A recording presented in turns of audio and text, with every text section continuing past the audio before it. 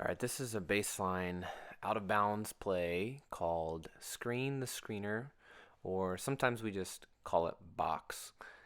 So we assume that there was maybe a non-shooting foul or out of bounds on the other team, and this is our hoop right here. So we set up in this box formation.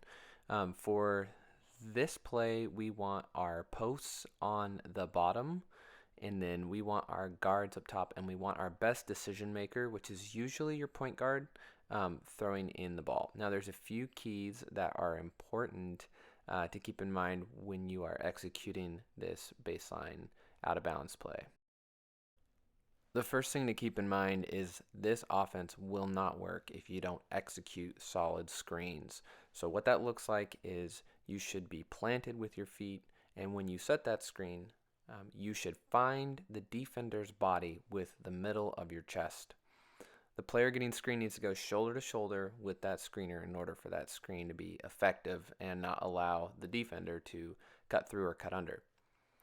Next thing, post should always look for a scoring opportunity before the play even runs. Sometimes the defender will be in a bad position and the forward or the five could seal their man on the outside of their body and just get the ball and go up for a layup real quick.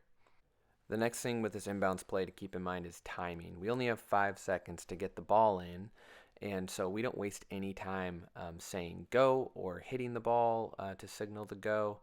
As soon as the ref hands the ball to the inbounder, the play is on.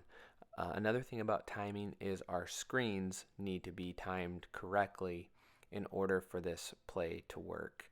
Finally, the last thing to keep in mind is pass fakes. You have to be smart with the ball as an inbounder. Using your eyes to distract the defense or faking a pass is really important in catching them by surprise, because this is slightly a surprise play that they might not be expecting. If you're patient, this will work every single time. All right, so on go, it's going to start with the ball side post setting an up screen for the guard for the two. So he comes and sets that screen right there. And then two is a diversion. So it is actually two is going to run to the corner.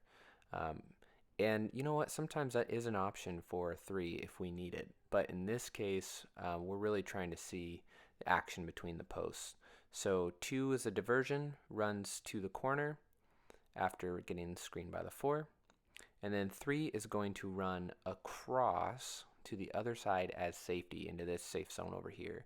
The reason why we run across is because the backboard is right here. And sometimes it might be hard to get that pass through the backboard if he was to go there. After that, 5 comes up and screens the screener. This is why it's called screen the screener.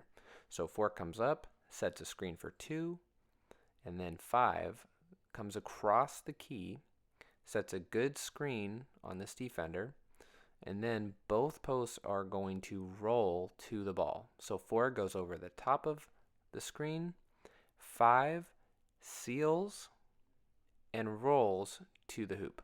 So the 1 has 2 options here, and he's going to pass to whoever's open.